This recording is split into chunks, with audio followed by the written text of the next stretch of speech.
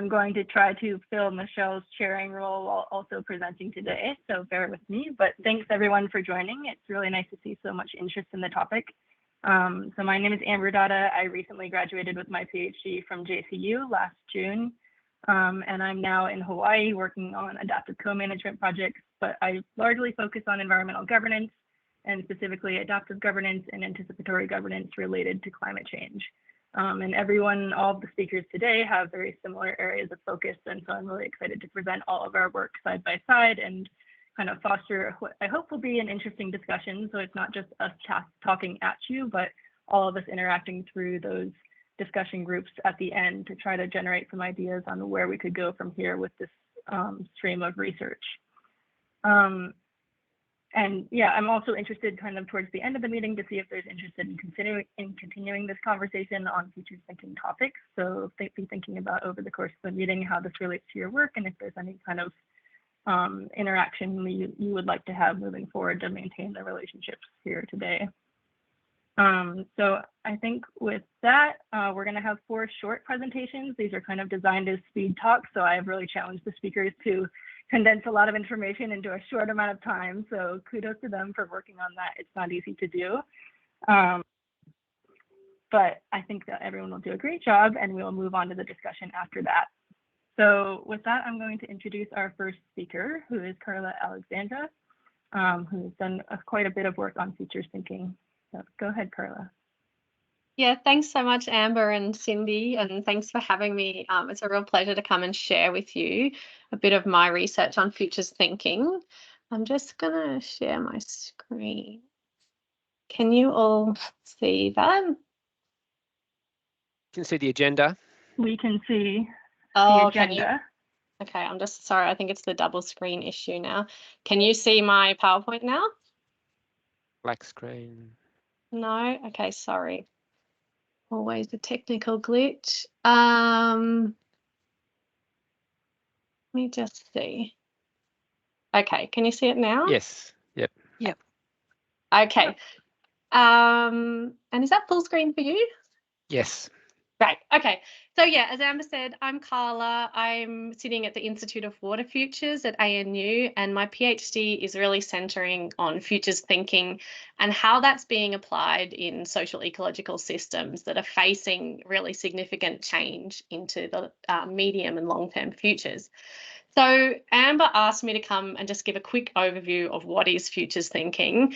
So I'm just going to speed through that and hopefully give you a bit of a kind of insight into it broadly if it's something new, but maybe it's also something that you've been thinking about or working on, and I look forward to chatting about it with you.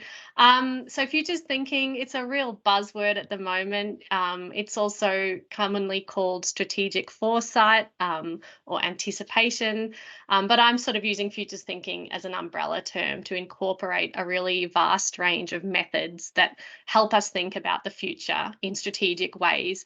So it's a field of study in academia, but it's also a tool and a capacity that's being applied in practice to help us, really think more proactively and strategically about long-term futures. A few central tenets of futures thinking is that it helps us explore alternative future trajectories rather than just one prediction of the future. And as we know, predictions are used a lot in environmental management and there's a real place for them. But increasingly, we're seeing that we need to think about a vast range or a range of alternative futures to try and incorporate a lot of that uncertainty that we are facing going into the future. So you can see that futures cone there, and the black line, dotted line in the middle is pointing to that kind of one projected future. Futures thinking then helps us kind of spread out across that cone and go, well, what are the plausible futures that we could be facing? What are the probable futures that are likely to happen? And then down the bottom there in the green, you can see the preferable futures. So futures thinking can help us really ask those questions of what do we want to happen and what do we want to happen given climate change or given the stresses that we're facing in these systems. And then importantly, as I said, it really helps us stretch thinking out to the medium and long-term planning horizon, so 25 years out or more, sometimes 100 years out. So screen is not moving on now. There we go. So what's it used for? Well, it's used in a lot of different ways for a lot of different reasons, but some of the real key ones are obviously to support policy and strategy development, and then to build capacity and societal preparedness to deal with the uncertainty that we are facing with climate change and other drivers. It also is really used to produce and integrate knowledge and different forms of knowledge and information, and then build relationships, particularly in participatory methods where you've got a vast range of stakeholders from different sectors or different areas.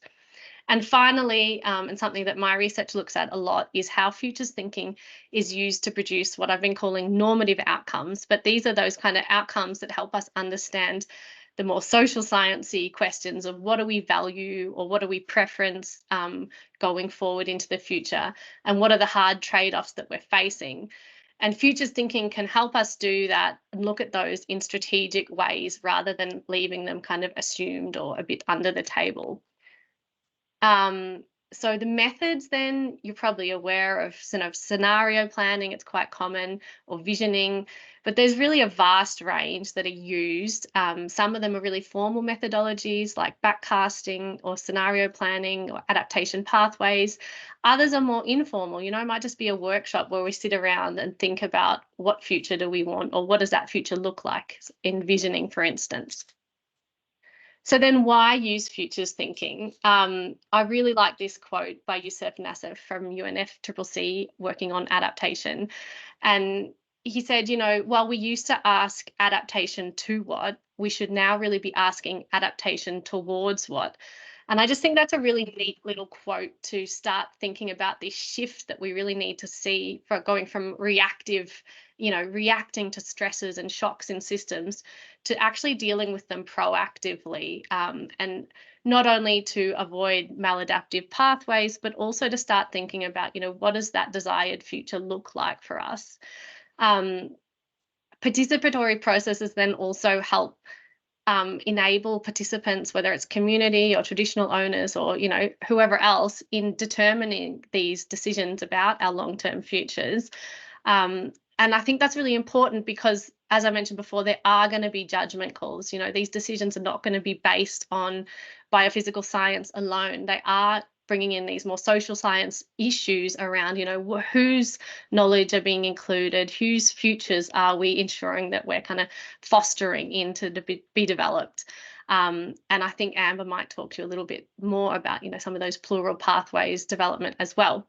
So that's it from me. And I'm going to hand over to Mike. Oh, there's a few references. So this is based on my PhD research, and I'm really happy to share if anyone is interested in some of those publications. But I'm going to hand over to Mike now, who is going to talk all about what he's done in the Coorong with the amazing team at CSIRO, and the project then that I've studied in my PhD. So handing over to you, Mike.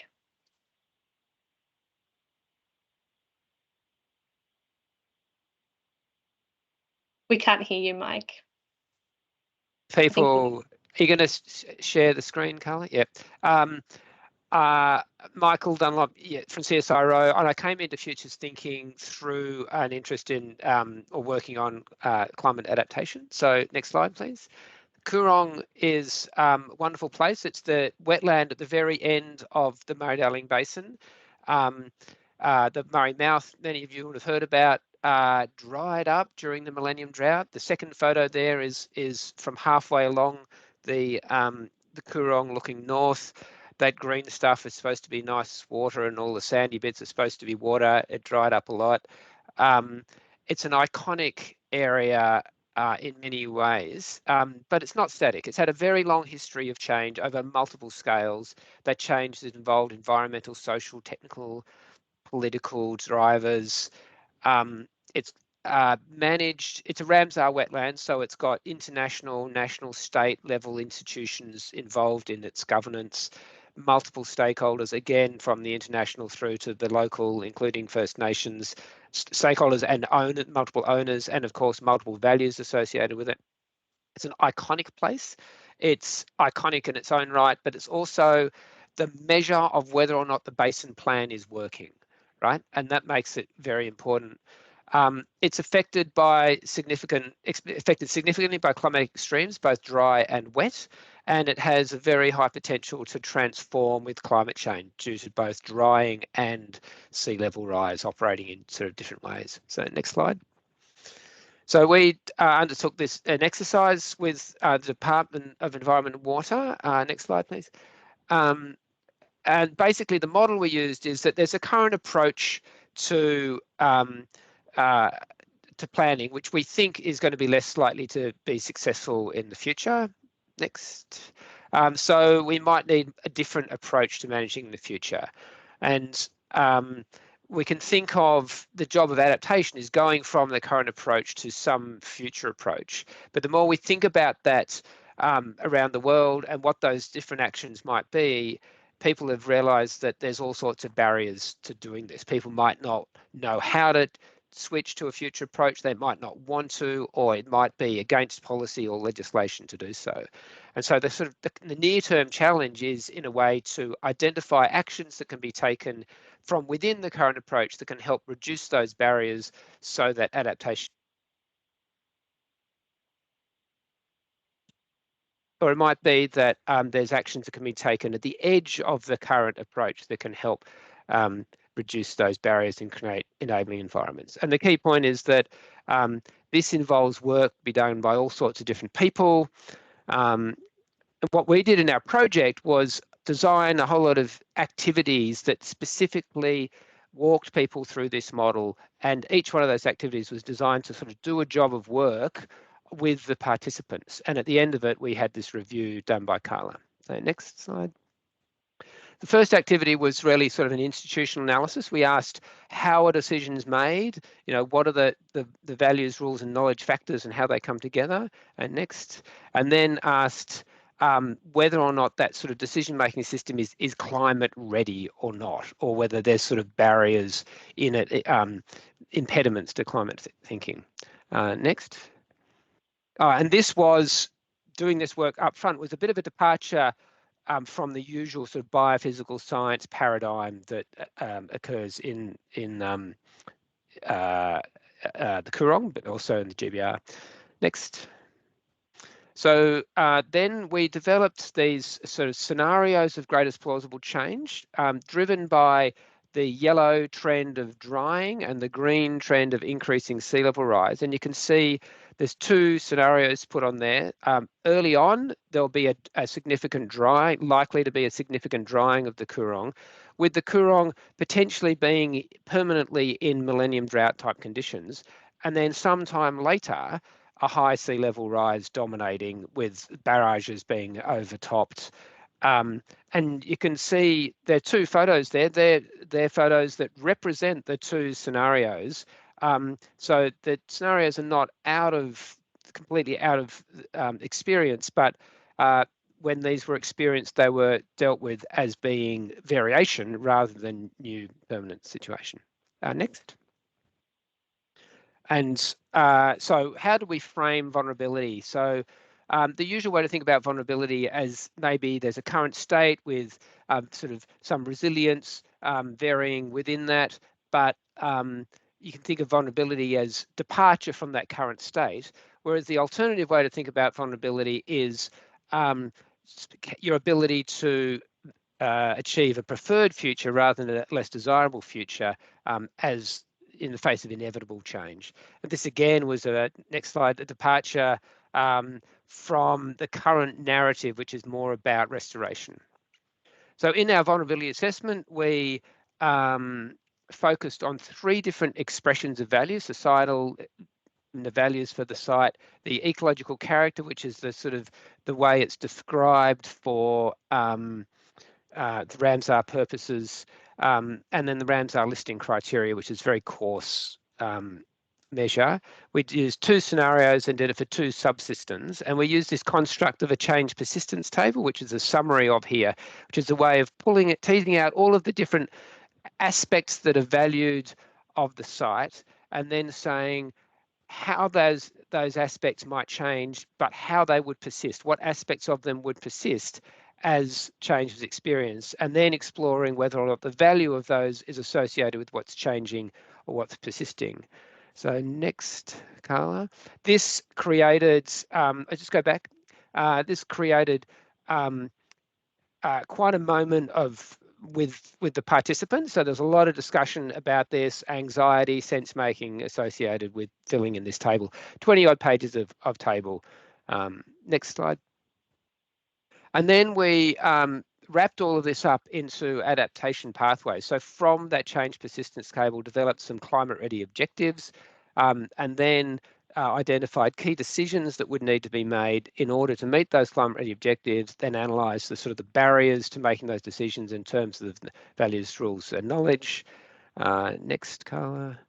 And again, associated with this was quite a lot of sort of sense making, getting used to the social institutional framing versus the biophysical framing, the very long time frames, and indeed, departure from the sort of restoration focus, which was dominant in the system. And next. And it's the last slide. So sort of conclusions, drawn from this work about both the site and the adaptation of its management. So Coorong is potentially facing significant ecological change. Many values could persist, but this would require managing a very different hydrological and ecological system. And many of the challenges are institutional as much as they are biophysical.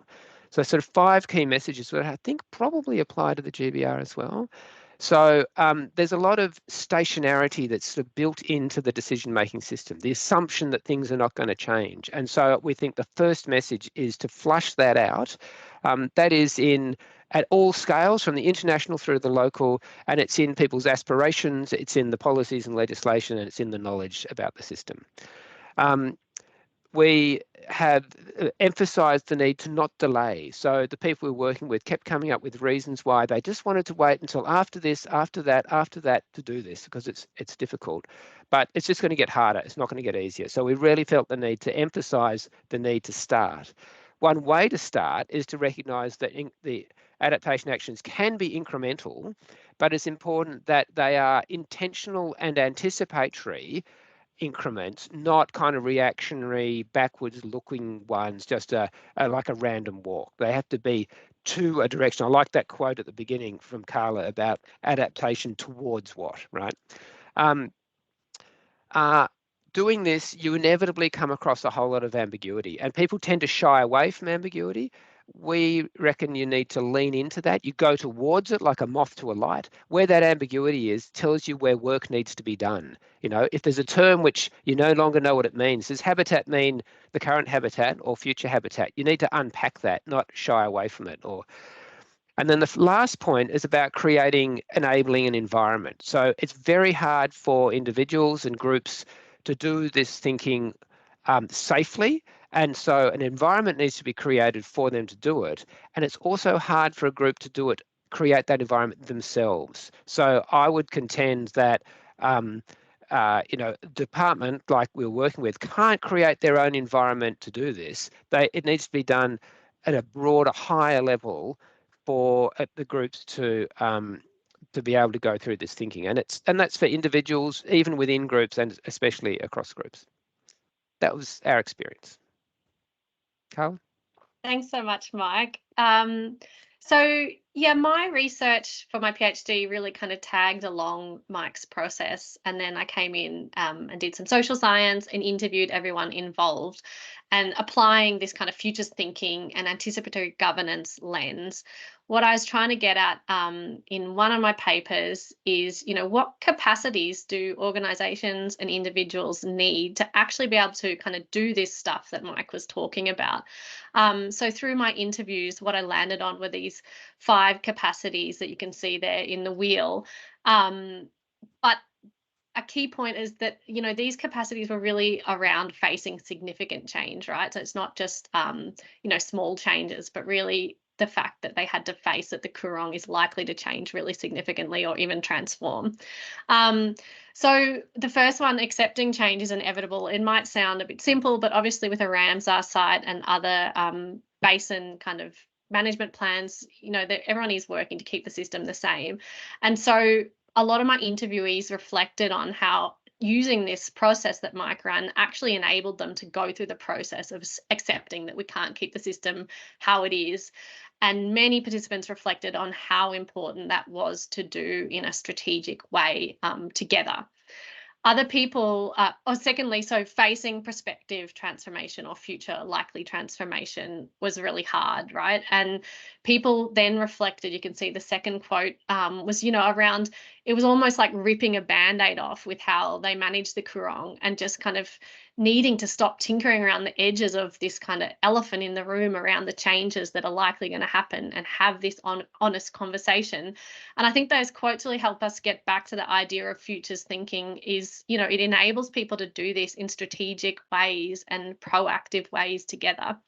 And finally, another capacity that we found, and something that is just so different to what a lot of biophysical scientists are trained in, is the need to address emotional responses when you're doing this work. So in a workshop that I ran, a lot of people kind of reflected on how going through this process, people really needed to face the loss and grief that they were facing, and those that stepped into the process halfway through kind of had to go through that process in order to be able to kind of join in. And so I think we're getting across these kind of, social science and humanities and, dealing with human emotions as well as the hard biophysical sciences. So I think I'll stop there, but if anyone's interested, happy to continue the conversation. So I'm just going to stop sharing. And so I'm going to hand back to Amber now, so we can step back into the Great Barrier Reef context and sort of explore the ongoing conversation around futures thinking there. So thanks so much, Amber. Awesome. Thank you, Carla and Michael. That was really interesting. And we are going to shift over to the Great Barrier Reef space and start exploring some of the ways that we have been looking at futures thinking over here. And this is not comprehensive. This is just a few different research projects. I know that there's more out there, and I'm happy to discuss that later at the end of the call. So give me 1 second to share my screen here.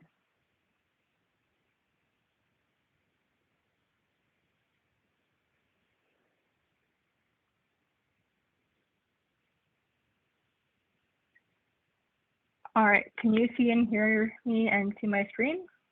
All good. Excellent. All right, so I'm going to share with you the second chapter of my dissertation, which is also a publication now, titled Imagining Reef Futures After Mass Coral Bleaching Events. So stories can hold a powerful grip on our imaginations because they offer the promise of resolution for scary problems. And as we've been talking about today, one of the scariest problems that we're facing is climate change. Now, the stories that governance actors narrate about climate change shapes what management and options are on the table or not.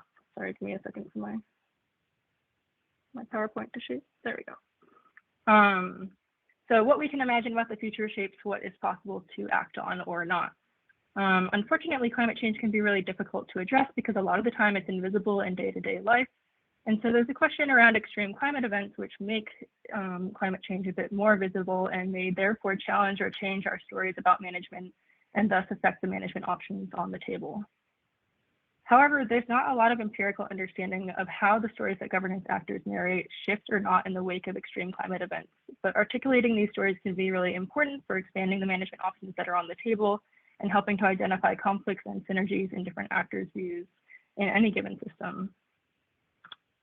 So my research question here really focuses on how governance actors narrate coral reef futures after experiencing extreme climate events. And when I use the term governance actors here, I'm talking specifically about high-level decision makers and their advisors in the Great Barrier Reef region. And I'll be investigating mass coral bleaching events in 2016 and 2017 as an example of an extreme climate event. And in this case, this was the first time that bleaching had occurred in back-to-back years in the Great Barrier Reef region. So that was why I chose it for my case study. So to address this question, there's two areas of parallel research that I sort of combined to investigate reef stories. The first is climate adaptation frameworks, which I'm just going to touch on very briefly here, but these are essentially frameworks that are used to help decision makers make choices about the future. There's quite a few of them out there. We just saw some, and here are some others. One that's very popular in the US among the National Park Service and managers in the Forest Service as well is called the RAD framework, which stands for Resisting, Accepting, or Directing Change. And you can check out this little schematic of a sailboat as kind of an analogy for how this framework works. This is on the National Park Service website in the US. So just to kind of very briefly touch on it, there's an idea here where if you're seeing yourself as a manager in a system, but really sailing a sailboat on this windy day, climate change here is the wind blowing into the sailboat. And you have options on how to respond to that. So you can resist by basically turning on the motor and pushing in to the wind to try to get to where you were trying to go. You can just take down your sail and give up and say, look, this is just going to happen and we're going to go where the wind blows. Or you can put up your sail and try to harness that wind and take you in a new direction towards a new destination, even if it wasn't the destination that you originally planned. So it's an imperfect analogy, but it's an interesting illustration. And one of the strengths is that it focuses on the different areas for solutions, but what it lacks is a lot of attention to how problems are understood in the first place. So this model kind of assumes that everyone agrees that the wind is the problem, but what I'm interested in my research is how is the wind perceived differently and how does this relate back to the different solutions that actors choose? So to start looking at the problem side of things alongside solutions, I brought in narrative analysis concepts, where narrative stories are defined as means to define and contest policy problems. This is a common technique used in political sciences. And these narrative stories consist of problem frames, main characters, and solutions. Today for this presentation, I'll just be focusing on problem frames and solutions and combining this with climate adaptation frameworks to kind of build them out a bit. So my objectives here are first to articulate the dominant narratives that emerge amongst governance actors after bleaching events, to examine how these narratives align or are in tension with each other, and then to use these findings to further develop climate adaptation frameworks. So to do this, I did 36 interviews across the Great Barrier Reef region in 2021. These interviews were with decision makers and their advisors who collectively represent across the different sectors in the Great Barrier Reef region, including industry, nonprofits, research, and government. So for example, organizations like the Marine Park Authority and the Reef Advisory Committee were included in this research. Now, including these decision makers and their advisories and focusing there is important because these are the folks who have a direct influence on the actions that are taken across the region in response to climate change. And we'll dig a little bit more into that later on. So from these interviews, I then coded the stories that governance actors tell as pathways. So similar language here, but a slightly different concept. These pathways consist of a problem frame first, which includes actors' views on the drivers that affect the reef, so what drives change on the reef, and then also their views on what the current and the future potential state of the Great Barrier Reef will be. And then the other half of the pathway is the solution frame. So this includes how actors view the role for management in the system after bleaching events, and what specific actions they advocate be taken. So from these interviews, I amalgamated across all of the different interviews to come up with pathways that visualize the stories that actors are telling. So these pathways don't represent any one view. They are intentionally amalgamated to show overlaps in kind of groupings of people's views and not any one person's perspective. And so my intention and goal here is to explore the difference in these amalgamated views and open up conversations about navigating the future. And my goal is not really to make judgments myself about one perspective or another, it's simply to describe them as a starting point for a deeper conversation. So there's quite a lot of results here, but I've summarized them down to try to keep it simple for the time that we have. In short, I found that there was 4 pathways to reef features that emerged after mass coral bleaching events, and this included 4 different possible states for the reef. So first, most participants described the reef pre-bleaching as some form of vibrant and biodiverse state that was in relatively good condition, whereas after mass coral bleaching occurred in recurrent years and further years since, the reef is now described much more often as patchy. So there's some areas that are okay, and there are some areas that are much more degraded. And in thinking about this, most participants agree that there's a pathway for management that's no longer really perceived as an available pathway, which I'm calling natural return here. And this is sort of a hands-off approach to management where the idea is if managers just kind of remove stressors from the reef and take a step back, the reef can bounce back on its own. And this was a very popular management paradigm in other ecosystems as well. But after these bleaching events, pretty much everyone I talked to was seriously questioning that. And so actors were beginning to think about other pathways to go forward with reef management after these events occurred. So one of the popular ones was the idea of managing for key reef sites. So we can't maybe save everything right now, but we can focus on a few key sites and maybe one day it will bounce back to what it was. So I call this assisted return. And a very similar idea was that, yes, we're going to focus on these key sites, but that might be all we have the capacity to do, even in the long term. So I refer to this, as retained key sites. Now, for all of the pathways, the outcome that no one wanted to see was the reef kind of switching over into this hypothetical algae-dominated, rubble-dominated state.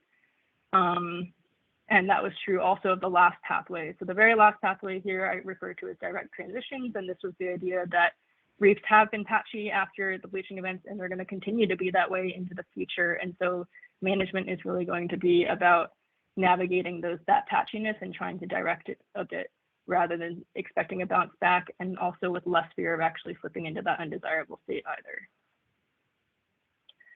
So you can see in the wake of recurrent bleaching events, there's a rejection of the old natural return pathway, and there's these 3 new pathways that emerge. And so I wanted to dig a little bit deeper into how those different pathways overlap and come into tension with one another. So again, the pathways framework is in 2 parts. First, the problem frame, and then the solution frame. So the problem frame begins with asking, what factors do participants believe drive change on the reef? There was really widespread agreement here for the most part that climate change and water quality are the major drivers of reef change. And there was pretty much universal agreement across all the pathways on this. So I then asked, what is the current state of the reef? And again, there is that idea of patchiness, and really that the reef was highly degraded after the bleaching events occurred, but also that there had been some recovery. And the point of departure here was in what that recovery meant for the system. So many felt that the recovery of the reef has been really strong after 2016 and 2017, where others felt that the recovery had occurred, but it was fragile and potentially temporary. So already from looking at the problem frames, we can see that there's 2 really different ways of thinking about where the reef is at now. And I'm just going to add this pink box in here as a placeholder for that natural return pathway that has been abandoned, just as a point of comparison. And next we move into the solution frame. So in the second half of the framework, I asked how intensively should management intervene? So what were actors' beliefs about how much, what the amount of effort and resources is per unit area that should be put into the reef. So that's what I mean by intensity here. And there was a bit of a spread in the responses across the pathways. And then the last question I asked in the framework is around the acceptability of ecosystem change. So I asked what final management outcome is acceptable, and this relates directly back to that RAD framework that I was describing earlier.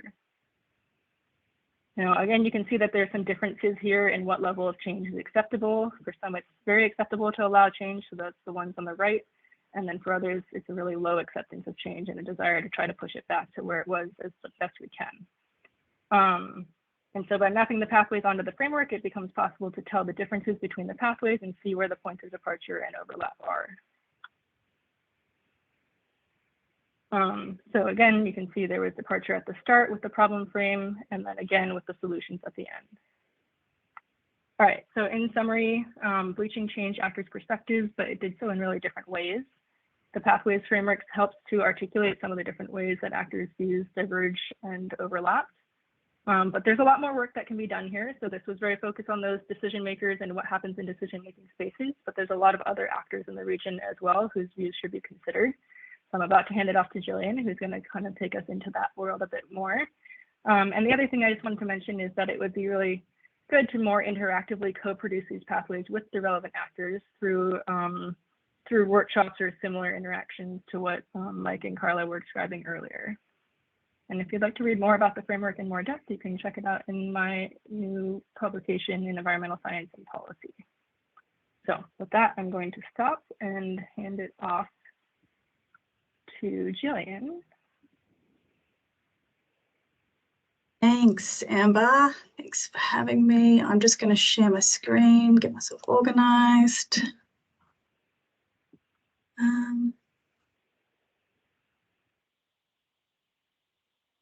Okay, can you see my PowerPoint and can you hear me?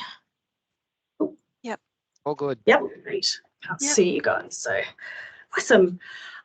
So thank you for having me. First, I want to acknowledge the Yurunghanti people, who are the traditional owners of the lands where I sit on the Nguma campus up in Cairns. And I pay my respects to their elders, past, present and emerging. Also want to acknowledge the 70-odd traditional owner groups that hold rights over the Great Barrier Reef, which is where I conducted the research that I present today. So my name's Gillian, and I want to talk about some of the research my colleagues and I have conducted regarding community aspirations for the reef's future. So current public discourse around the reef's future currently concentrates very much on predictions of its inevitable decline under climate change. And within this, many coral scientists are advocating for technological interventions to help GBR ecosystems survive and adapt to inevitable temperature change or rises. So sitting within the Reef Trust Partnership, the Reef Restoration and Adaptation Program, or RRAP, is a 10-year R&D program exploring the scalability and feasibility of these interventions, such as cooling and shading technologies to protect specific reefs during heat events, coral seeding to enhance recolonisation after disturbance, and coral breeding to produce coral species that might be more tolerant of increased temperatures. And these technologies are still very much in development, but they do signify a significant shift in the ways we're thinking about the reef's management.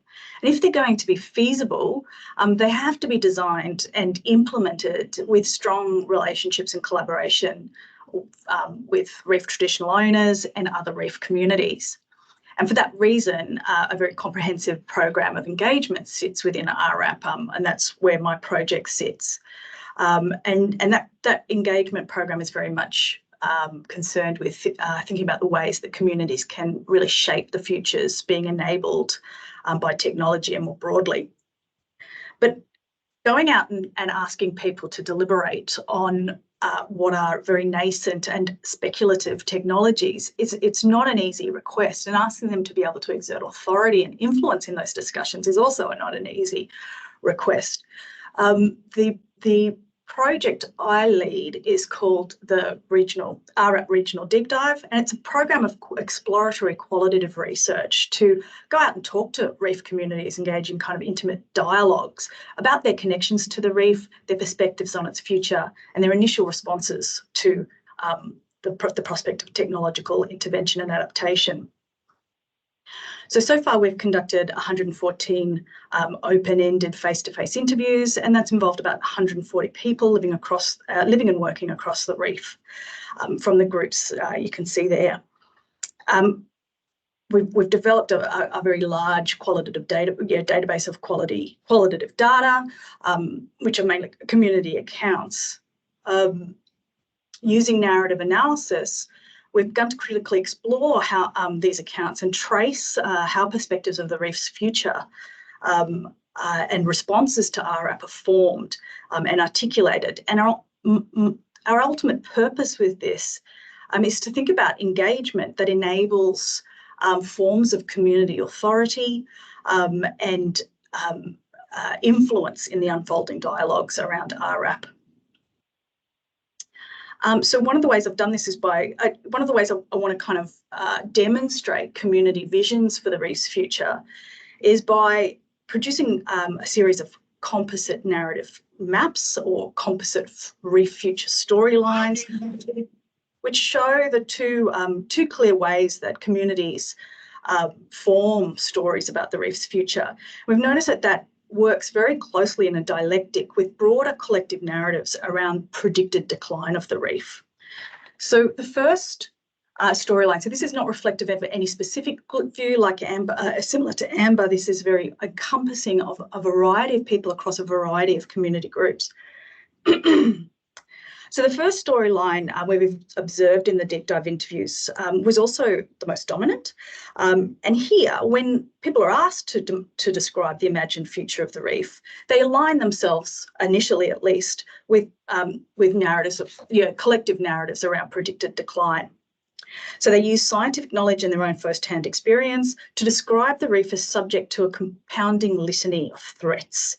And the central conflict in their story is not from a lack of confidence in our understanding of the reef's probable future, but instead in the sadness and frustration that we as a kind of human group are collectively unable to meaningfully respond to the facts about the reef's future.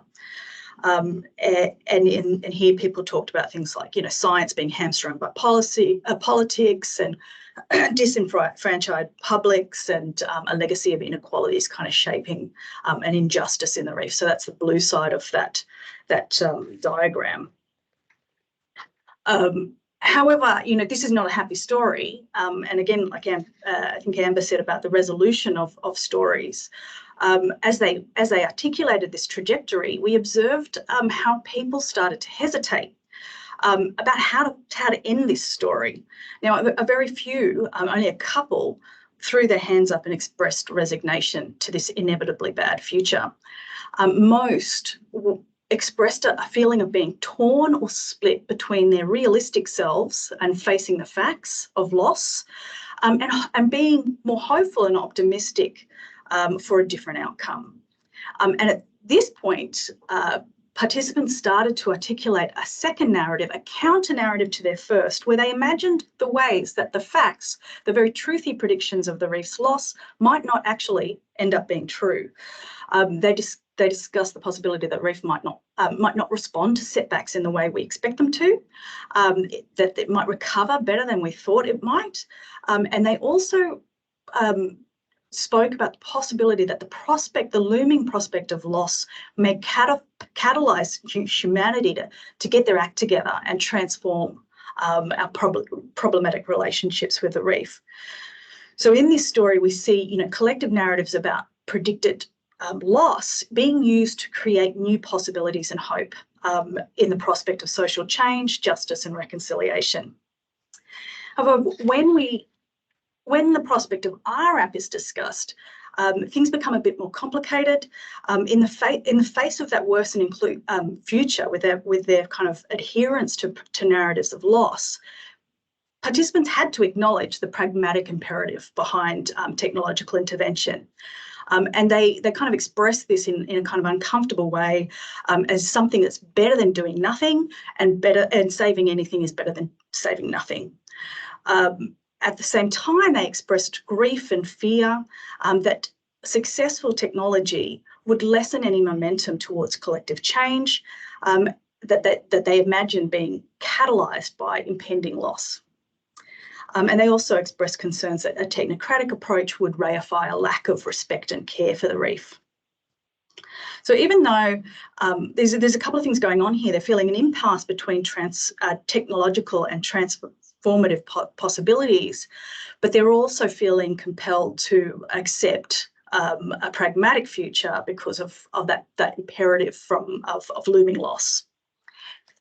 Now, the second narrative was far less dominant across the discussions, but it's still an important one to acknowledge.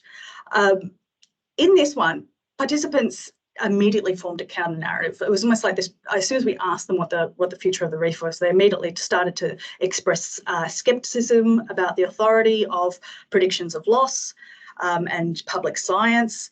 They drew on their own very substantial, often experience on the reef, observing how it can bounce back from setbacks, and framing the reefs, as a kind of contained cycle of ups and downs.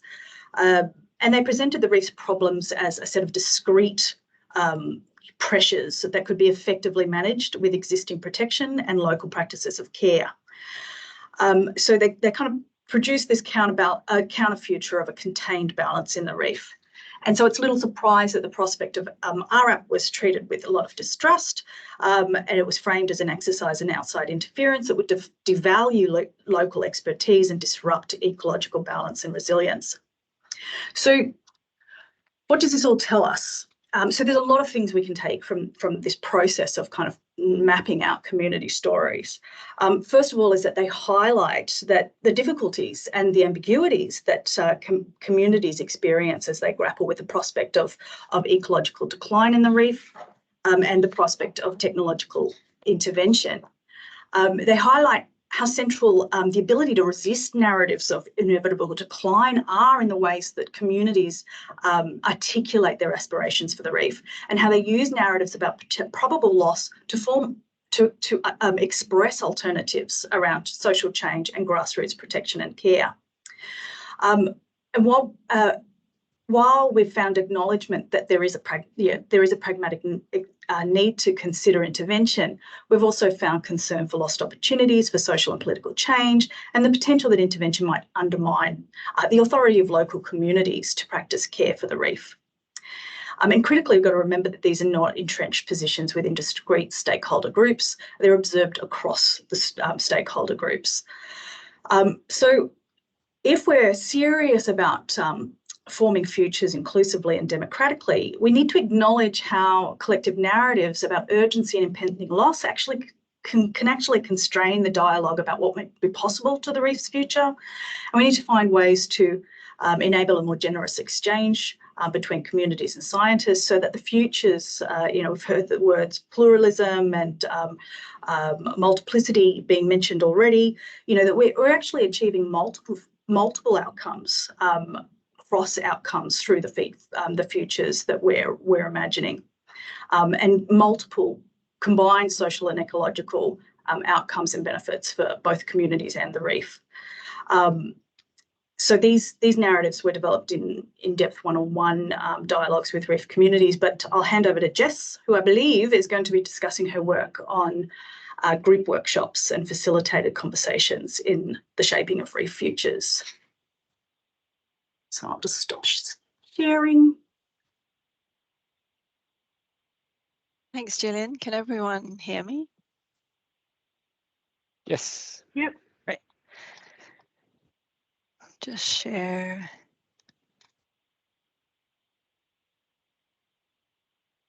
Can everyone see the full slide? Is that Perfect? great? Thanks. Thanks so much, Gillian and Amber, for organizing the meeting today and having me. So as Gillian said, I'm going to be presenting my postdoc research. I'm based in CSIRO, which looks at futures thinking with traditional custodians in the Great Barrier Reef. My name is Jess, and I am based in the Collaborative and Adaptive Futures team here. And I do this work with Pethy Lyons, Beth Fulton at CSIRO, Ian Gordon at ANU, Gary Peterson from the Stockholm Resilience Centre, and Liz Wren from the Great Barrier Reef Foundation.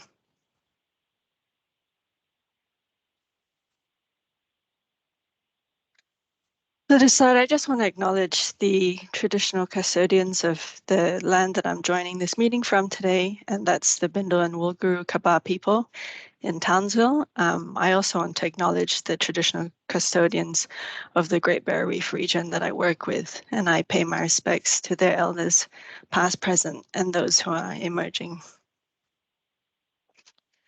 So we've heard a lot about futures thinking as a field, and I'll be talking more specifically about Indigenous futures thinking. The futures thinking as a field is well established, and from the presentation so far today, we can see that there's a wide array of tools and theories, but these have typically been dominated by Western science approaches. And so emerging area in this field is where Indigenous peoples are contributing innovations to this field based on their unique knowledge systems, their worldviews, and their time perspectives.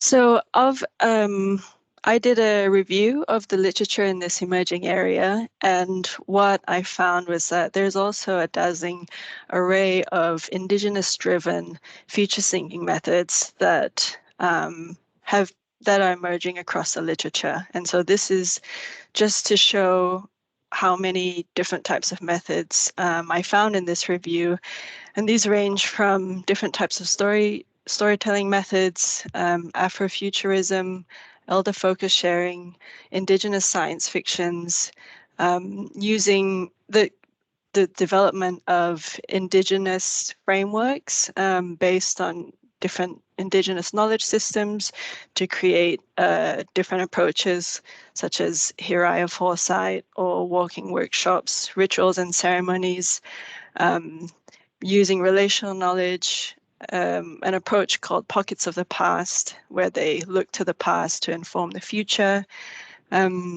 ethnographic futures research, ecocultural calendars, other more traditional Indigenous methodologies like yarning and talking circles, walking workshops, and other artistic visualizations. So there is actually a really diverse array of Indigenous futures thinking approaches as well.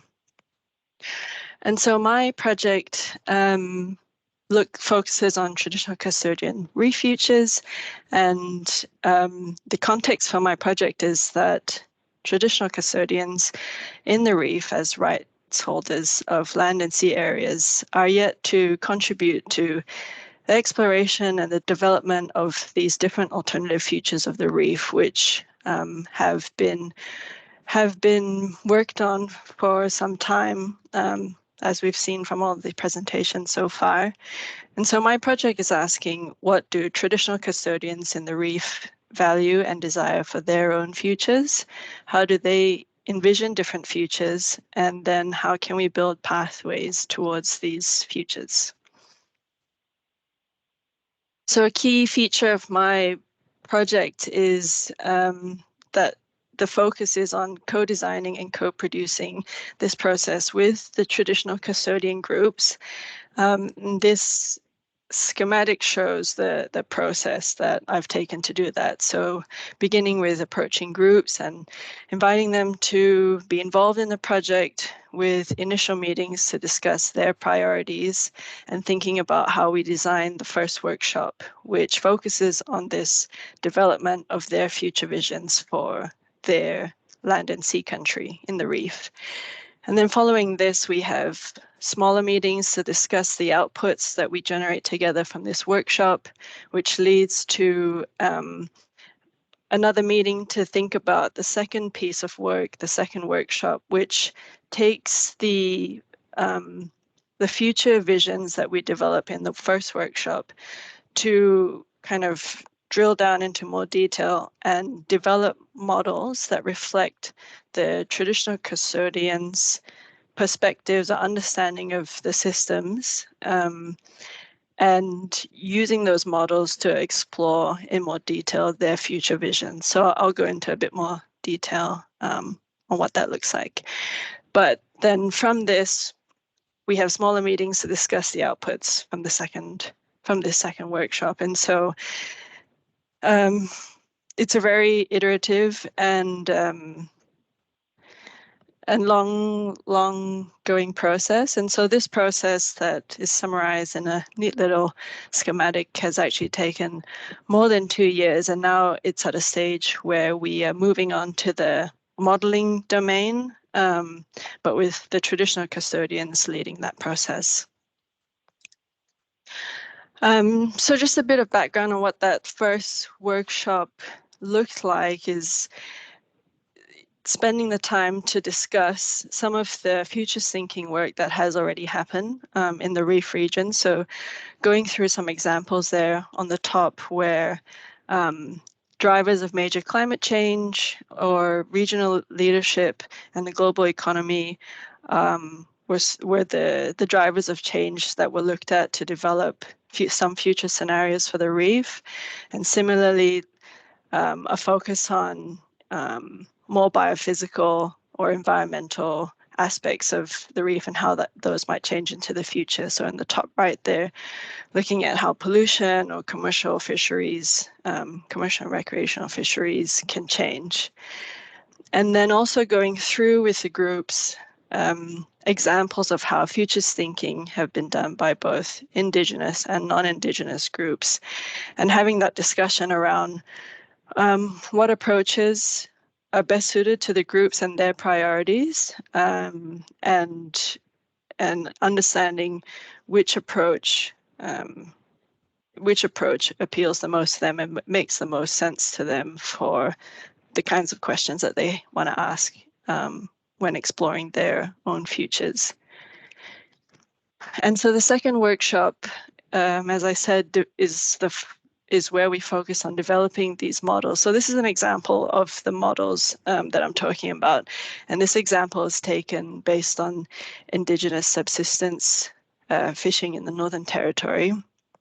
And so we work together to develop these models, importantly that it reflect their understanding of how the system works. And so in this example, the arrows that end in an arrowhead represent a positive influence or relationship. So for example, an increase in effort leads to an increase in catch in this model, or an increase in catch leads to an increase of distribution of catch.